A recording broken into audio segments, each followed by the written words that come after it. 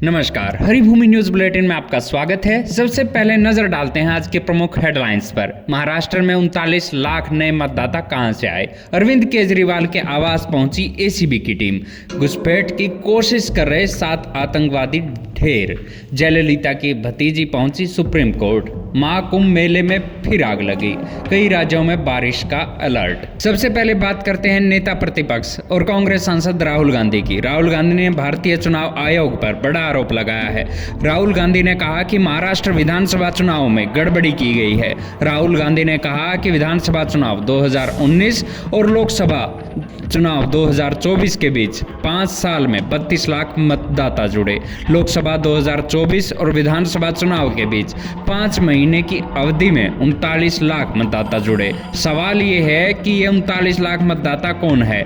दूसरा मुद्दा ये है कि महाराष्ट्र में राज्य की पूरी मतदाता आबादी से ज्यादा मतदाता क्यों हैं? उन्होंने कहा कि महाराष्ट्र में अचानक मतदाता बनाए गए हैं। राहुल गांधी ने आरोप लगाते हुए कहा कि महाराष्ट्र विधानसभा चुनाव में मतदाताओं और मतदान की सूची में गड़बड़ पाई गई है। हमारी टीमों ने इस पर काम किया है। उन्होंने कहा कि महाराष्ट्र में 3 बड़ी पार्टियां चुनाव आयोग से वोटर लिस्ट मांग रही है। महाराष्ट्र की वोटर लिस्ट तक हमें उपलब्ध नहीं करवाई जा रही। बात करते हैं चुनाव परिणाम से पहले दिल्ली में चल रहे सियासी घमासान की। केजरीवाल के गंभीर आरोप के बाद एसीबी की टीम उनकी जांच के सिलसिले में अरविंद केजरीवाल के आवास पहुंची। दिल्ली के उपराज्यपाल वीके सक्सेना ने एसीबी को इस मामले की जांच के लिए आदेश दिए थे। आपको बता दें कि दिल्ली के पूर्व सीएम अरविंद केजरीवाल समेत आम आदमी पार्टी के कई नेताओं ने आरोप लगाया कि उनके उम्मीदवारों को 15-15 करोड़ रुपए का ऑफर देकर खरीदने की कोशिश की जा रही है।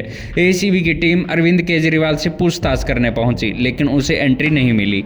एसीबी ने केजरीवाल को नोटिस भेजा है और 5 सवालों के जवाब देने को कहा है।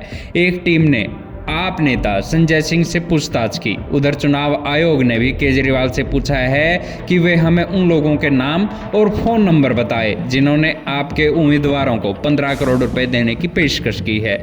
फिलहाल केजरीवाल की ओर से अब तक चुनाव आयोग को जवाब नहीं भेजा गया है। अगली खबर जम्मू कश्मीर से आ रही है। जम्मू कश्मीर के पुंछ जिले में एलओसी पर सेना ने घुसपैठ की कोशिश कर रहे 7 पाकिस्तानियों को ढेर कर दिया है। इन घुसपैठियों में पाकिस्तान के बॉर्डर एक्शन टीम के आतंकवादी शामिल हैं। भारतीय सेना ने रात को एलओसी पर अपनी चौकी पर पाकिस्तानी घुसपैठियों द्वारा किए गए हमले को विफल कर दिया। पिछले कुछ दिनों से सुरक्षा बल इस तरह के घुसपैठ के प्रयासों को नाकाम कर रहे हैं। अब बात करते हैं तमिलनाडु के पूर्व मुख्यमंत्री जयललिता की। जयललिता की भतीजी ने अपनी दिवंगत चाची के खिलाफ आय से अधिक संपत्ति मामले में जब्त की गई संपत्तियों को वापस लेने की मांग करते हुए सुप्रीम कोर्ट में याचिका दायर की है। पूर्व याचिका में कहा गया कि उनकी चाची की मृत्यु के बाद उनके खिलाफ आपराधिक मामला समाप्त हो गया था, इसलिए कार्रवाई के दौरान जब्त की गई उनकी संपत्ति को वापस किया जाए।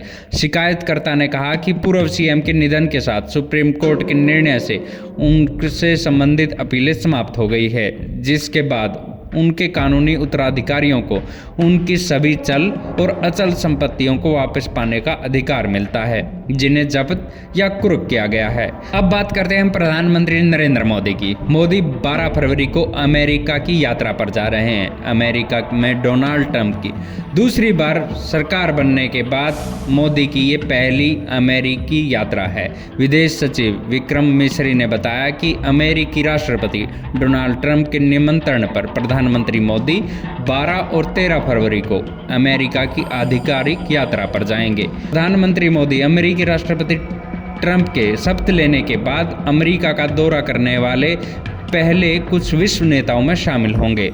और अब खबर प्रयागराज से। महाकुंभ मेले क्षेत्र में एक बार फिर आग लगने की घटना सामने आई है।